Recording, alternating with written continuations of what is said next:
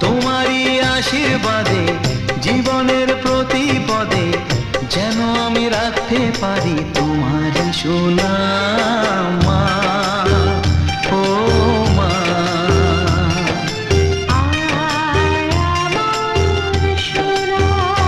ও স্নেহের ছায়ায় ভালোবাসায় ঢেকে রাখে যে, অনেক জ্বালাশয় বুকে জড়িয়ে রাখে যে, তারই আঁচলে মুখ লুকিয়ে রেখে জীবন আমার কাটিয়ে দেব তোমায় দেখে মা।